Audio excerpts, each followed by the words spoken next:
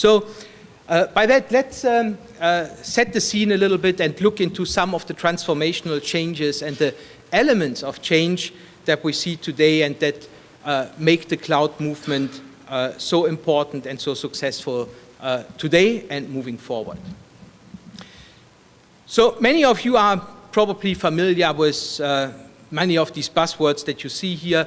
We have social applications. We see a lot of public sector websites and many others, of course, as well, that integrate with all these social media like Twitter, Facebook, and so on, that publish applications in the context of Facebook. American Express does that. The UK Environment Agency does that. There are many of these applications that are integrated there, and with that comes often also a word called the application of the IT. Basically, particularly when you're on your smartphones, you install all these little applications on your iPhone, on your Android, on your Windows phone. Does anybody have a Windows phone here, other than me? Ha! There's one. So you install all these little applications there, and this actually opens up new business models as well. There's small companies that start with 2 people, 5 people, and they are able to reach through these applications customers all over the world. Small company based out of Canada, Sensopia. They built a little application for the iOS that's called Magic Blend. So basically an augmented reality application that allows you to just click your, point your iPhone or iPad into the various corners of a building, and it creates floor plans for you automatically. It's an incredible smart application.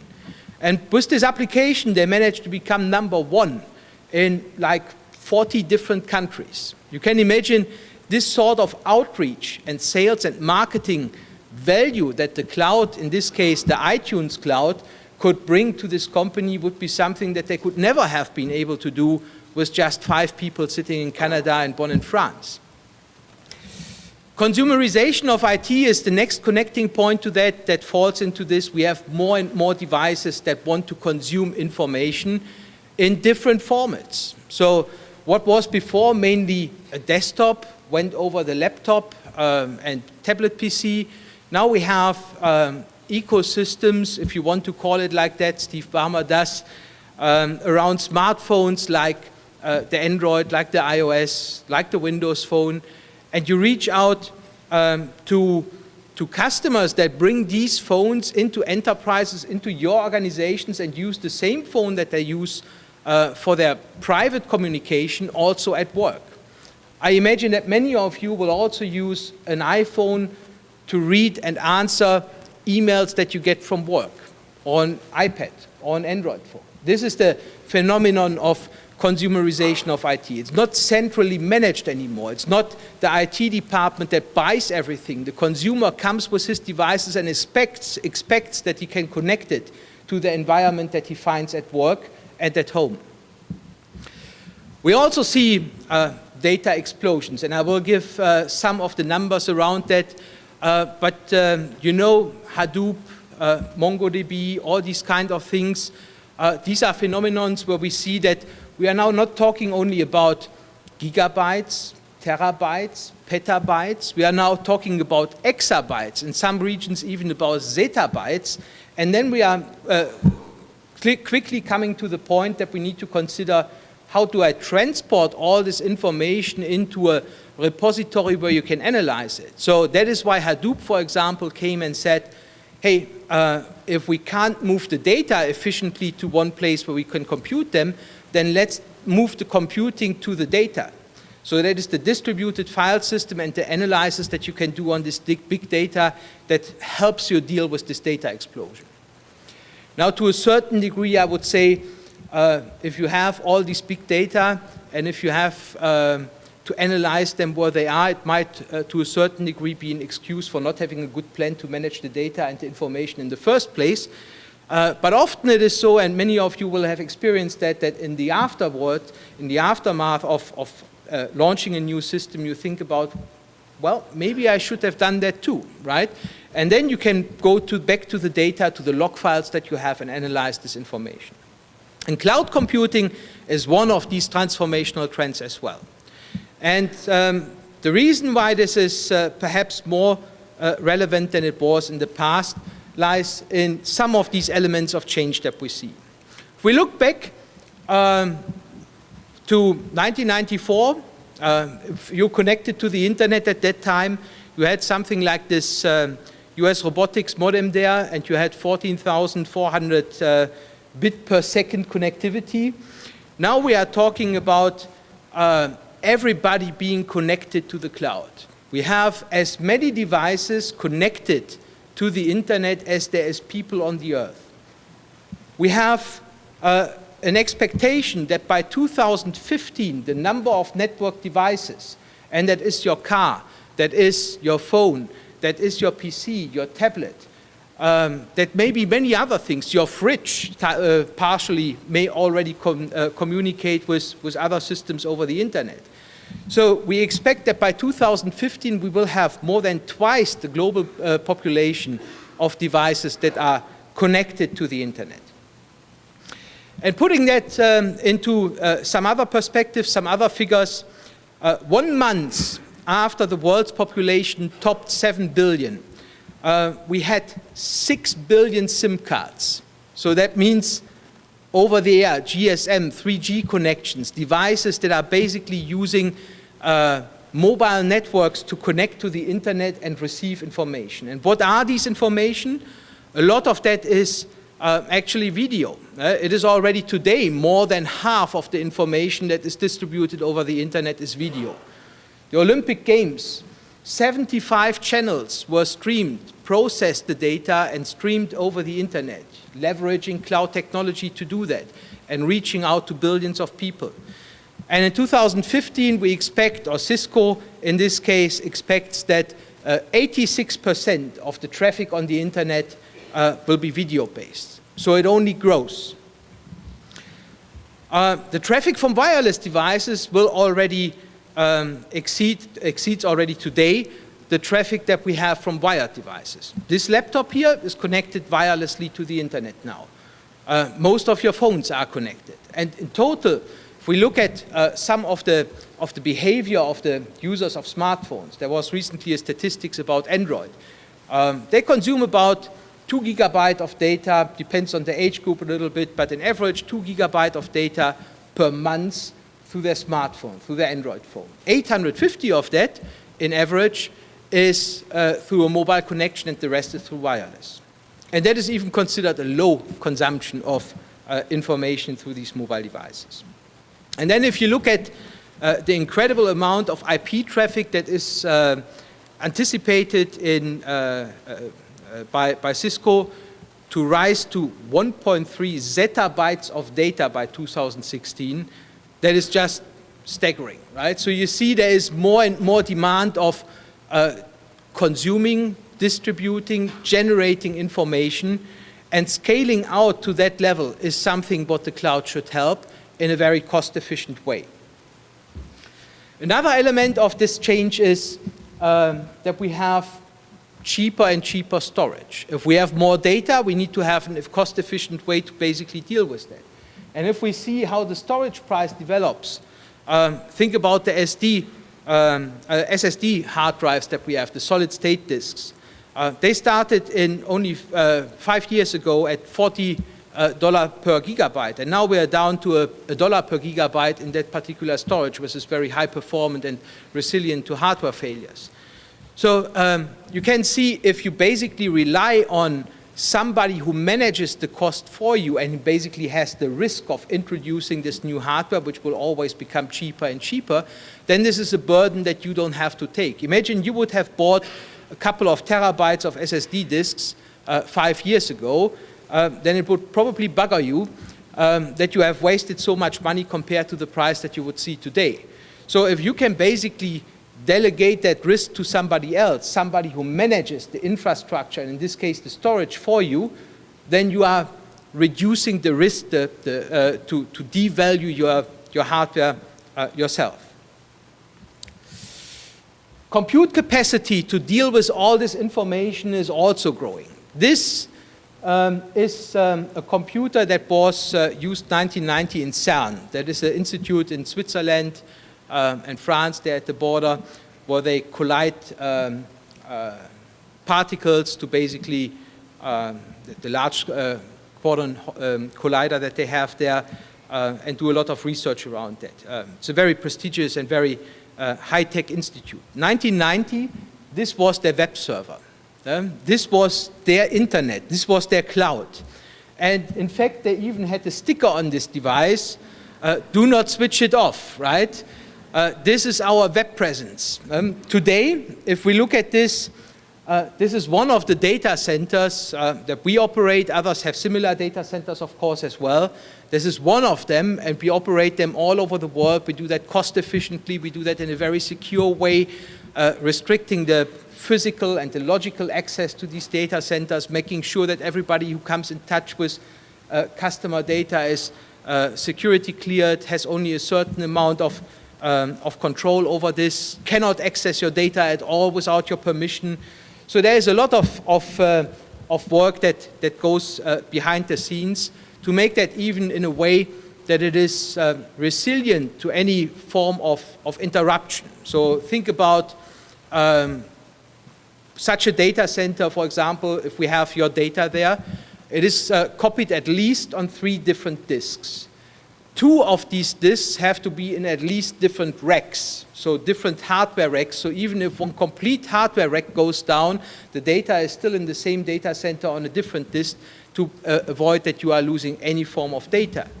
Now, this is only one data center. The whole amount of data is also replicated, if you choose to do so, into another data center. So by default, that actually happens within the same region. So you can imagine there's a lot of concern around compliancy, right? So it would not be very reasonable to expect that the data that we have here is replicated, for example, into China. And the Chinese would not necessarily appreciate if their data would be replicated into India or Russia, right? So there must be a form of control. You choose a region. If you say, for example, you are in the United States, then it will be another data center in the United States. And such a data center has at least 2 independent connections to 2 different utility providers, right? So if Puget Sound Energy goes down, for example, then there will be another energy provider that we connect to. Similar thing with the internet connection that we have there. So it's premium connection, and there are at least 2 different providers that provide that connectivity to the data center. So there's a huge amount of investment that goes into maintaining and operating this sort of infrastructure.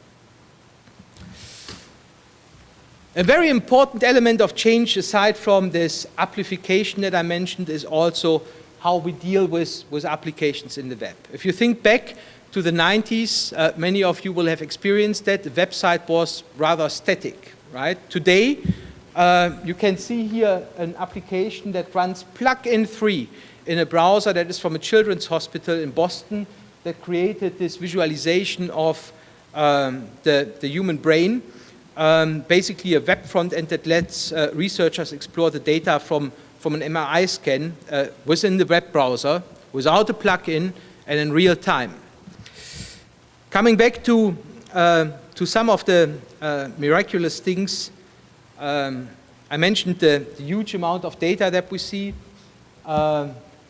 We expect that this data is basically is growing tenfold every 5 years. So if we are now talking about petabytes of data that we are managing, exabytes of data, 5 years from now it will be 10 times that. And parts of that really comes from companies like Google. Hadoop actually was derived from technology that Google developed to basically analyze all the information in the web servers in real time, the log files, the way how you interact with their websites, what you are searching for, to give you better recommendations. If you are going to LinkedIn today, this is the same sort of analysis behind it. They find out who you are connected to and who might have the same interest and might be a good match for you to connect to as well. Amazon, of course, is very well known for that, to give you recommendation what you might be interested in shopping, right? So this is all based on analyzing this big data. And openness. So one of the streams here, and particularly in Portland, with the mayor being such a big fan of open source and open data technology, it might be even more prominent. But we had a session on open source technologies here during this conference, and there are a couple of statistics that we see. WordPress is a content, started as a blog and is now pretty much a content management system. It runs on the Linux, Apache, MySQL stuff, and PHP. And if we look at this, there are plenty of plugins, including maps there. 354 million downloads of these plugins. If we look at GitHub, where source code is managed, where a lot of the developers basically share their ideas and the source code that they have developed with others and make it available to come together in a virtual team and improve on that. We have there almost 4 million repositories. I just checked yesterday that these are the numbers from yesterday there. And if we look at the coding languages, there is nothing proprietary in there as well. So one might expect that there's a lot of development with .NET, and there is, right? There are millions of developers that use .NET, but if we look at the GitHub repositories here, the top one is JavaScript. Everybody develops something that runs on the web, and ideally in a way that you can use frameworks like the Apache Cordova, or what we have done in Windows 8 now as well, so that you can translate web technologies into something that can leverage hardware and software resources on a physical device. So you write in JavaScript, you tell the hardware that it is secure, and then it can access, for example, your GPS, or it can access your calendar, or your camera in JavaScript. This was something that was not possible a couple of years ago. Following are languages like Ruby, Python, Java. That is perhaps not so surprising. But JavaScript, Ruby, and Python, that is pretty much half of the development that is currently going on there. Another element of change is how venture capitalists, and it might be interesting for a couple of the young starters here who are interested in starting their own company.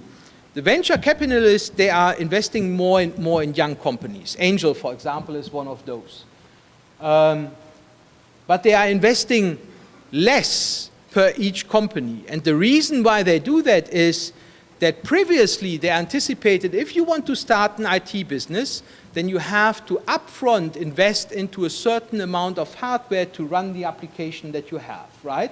If you have a website, if you were to run Facebook, for example, let's go back 10 years or so, then you first have to have a number of servers on which you run that. OpenStreetMap the same, right? So they live from donations. So basically somebody donates a certain amount of capacity, and then they can run their data processing and the serving of the data from there. Now, when you can do that in the cloud, you don't have the upfront cost. You basically only pay for what you use. And that means as soon as you start, you don't necessarily have a lot of traffic. You don't need a lot of hardware. But as you grow, you make more revenue and you can add more and more resources. And by doing that, the necessity of investing upfront in that hardware becomes less, and therefore the venture capitalists invest less per company. And then this is a very staggering information that was very surprising for me as well. But if you look back at what happened in the which companies we saw popping up in the last few years, then it might be less surprising. So Professor Richard Foster from the Yale University, he predicts that by 2020, more than 3/4 of the S&P 500, that is a stock trading schema, will be companies that we have not yet heard of. So imagine, who of you is familiar with Vidi? Vidi? Nobody. Right? So this is one of these startups that grew extremely fast. The company was 20 employees, and what they basically do is a form of video Twitter. So you have very short video messages, not more than 5 minutes, and you basically post that through their website. You capture it with your mobile device, you go through their website, and then you can consume that from various ways, browser or just from the application that you have on the Android or on the iPhone. So they had a few 100,000 members, users of the application by the beginning of this year. And then they grew and grew and grew. Eventually, Justin Bieber signed up there as well, and Rihanna. So I have no idea why everybody is so excited about Justin Bieber, so that probably that means I'm getting old. But basically, they have now more than 50 million users in a year. And you can see if you have to serve such a large audience with a significant amount of data that you have to transfer. And imagine Justin Bieber came there, he posted on Facebook, right? And then within 5 minutes, they had like 20 million hits on their website, right? So you can imagine what that means. You suddenly have this spike. You have to basically prepare for that and scale for that. And you will have heard about similar situations in the geospatial world as well. In France, when the National Mapping Agency launched their 3D mapping efforts, the server were overloaded to a degree that it basically went down completely, and they had to purchase new hardware. They basically came back online, I think, like 2 months later, right? Before they had purchased the hardware and basically brought it back online again. Can you imagine if you think about such a startup company or even like such a big company, how much money you lose in these 2 months, right? So by being able to dynamically scale up and then afterwards perhaps down again, Justin Bieber's video is over, so you don't need to have all this compute capacity, so why should you pay for that, right? Same with the French mapping agency. After the initial hype was over, that is always so. You have that bubble and then it slows down a little bit. So everybody tells his friend, and if everybody has enough excitement, they go back to the normal work that they have every day. And that was there too. But anyway, it is predictable that there will be more companies that have brilliant ideas that can start and suddenly don't need to invest. Money is not a big concern for getting started by having relatively cheap resources. And so many of them will have the breakthrough through their brilliant ideas that they can provide. Now, after setting the scene a little bit about the trends, why I believe that cloud computing with this elasticity that allows you to go up and down in the capacity that you have. After setting the scene for that, let's go into cloud computing and let's look back. So it's not really a new phenomenon, not at all. So if we look at Wikipedia as one of the information sources for knowledge, right? There is a definition for cloud computing that is not very meaningful, basically says that you have some information that you consume over the internet, but if you read on, you will find that it was basically already predicted in the 60s. So the idea of cloud computing is in a very similar age as Yorisa. In the 60s already, John McCarthy, American computer scientist, predicted that eventually computation will be available like a public utility. You pay for what you use, right?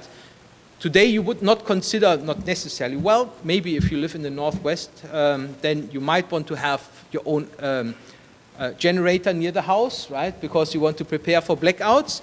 But in most parts of the world, you would not buy your own generator or have your own well to connect you to water. And similar, it will be for computing resources as well. That is the fundamental thought about that cloud computing. And in fact, it goes even back 10 further years, the roots of that. In the times of the mainframe, these devices were very expensive, so everybody thought about something like time sharing.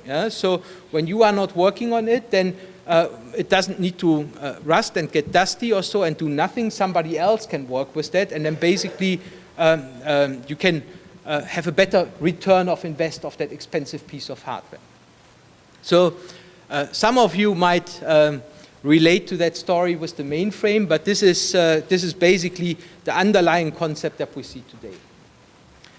And then the way how cloud computing is lived today was initialized actually by Amazon. And it was not the first web services that they launched, but then later in 2004, one of their engineers suggested that there is a good way of monetizing the data center infrastructure that they have. They found out that on a normal day, they would only use 10% of the computing capacity that they have in their data center, because they need to prepare for the spikes that they have around the holiday seasons, around Christmas, these kind of things, right? The traffic goes up a lot at these times, and in order to be able to serve that and not miss the revenue, they have enough capacity to basically only idle around at 10%. Now, if you can make use of the rest of, let's say, you don't want to have 100% load on the servers anyway, but let's say another 60%, 70% or so compute capacity that you may be able to sell. So that would be a very similar concept as the time sharing on the mainframe. That was what he suggested, and that was what Amazon launched then in the Amazon Web Service as part of the EC2, the Elastic Cloud that they have. The characteristics of the clouds are basically that we have pooled resources. So it's not your server. There will be other things that run on that. So that is a little bit like virtualization that many of you know from VMware, from Hyper-V and so on, these sort of technologies. But even then, when you think about virtualization, it is your server. If you don't use it, there is unused resources on it. So in this case, there's a rack with many, many virtual machines. And on the same rack as you are, there might be another county that also has data on there. So basically, we leverage and we distribute the load over these virtual machines, over large data centers, over thousands and thousands and thousands of servers evenly, to have a large pool and basically distribute the load as needed. It's a self-service, right? So if you think at today, when you need a new hardware, you go to the IT department, you say you need to have a server, you think about what the specification of the server might be. You need 16 cores, 32 cores, how many RAM do you need, and somebody purchases it, and a couple of months later it's available. Think about your developer who wants to do something and he's waiting for this hardware. So if you think about the cloud, you go there, you say spin up this virtual machine, you do your development, you're done with the development, you spin it down again. So it's there, it's a self-service, you can basically reduce the load afterwards, and you only pay for what you use. And it's elastic.